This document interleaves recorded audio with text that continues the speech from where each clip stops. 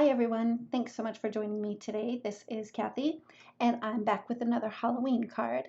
Today I'll be using the Boo Crew stamp set from Miss Ink.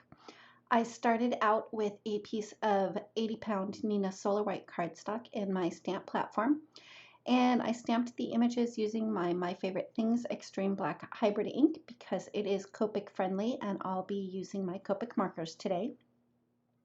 I stamped the images a couple of times because it was a new set. I hadn't used it yet and I wanted to make sure that I got a really good impression. And next I just jumped right into the coloring, which is pretty simple because two of the little characters are going to just be white. So all I'm doing really is adding in some shadows. And I like to start with a BV20 and put that color down first just to kind of go over the areas where it would be the darkest shadows. And then I blend that out with the C1 marker.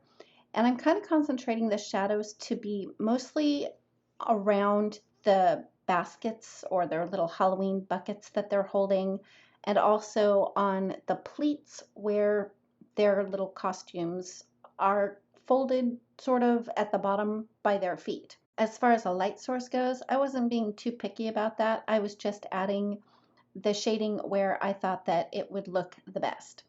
All of the colors that I use, as well as all of the other supplies, will be listed down in the description below. With that, I'm going to go ahead and play just a little bit of music for you while I finish up the coloring, and then we'll be back to work on the background and finish up the card.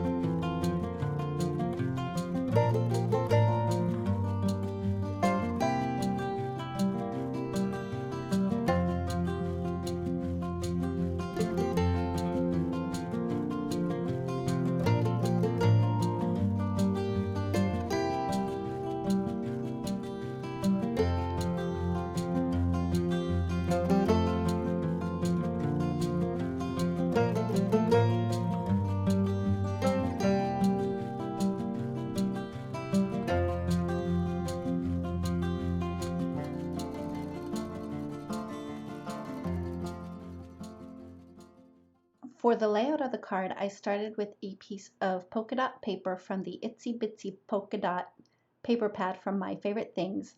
I ran that through my die cut machine with a stitched rectangle die.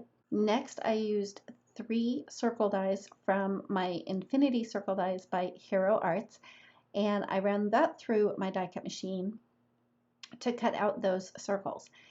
And the second and third circle, I wanted them to overlap, so once I had the first 2 cut, I ran the third one through. I had also cut a piece of white cardstock using the same size stitched rectangle die because I wanted to add some color behind the die cut circles.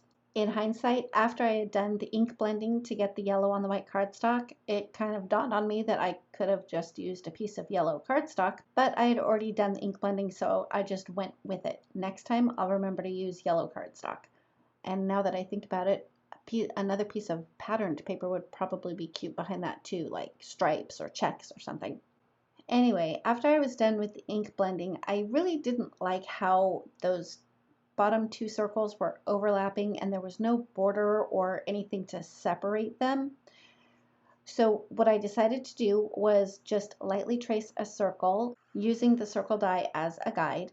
Then I used a fine tip black pen and traced around the pencil marks, and I did like a real jagged squiggly line around it. I didn't actually want them to be a perfect circle.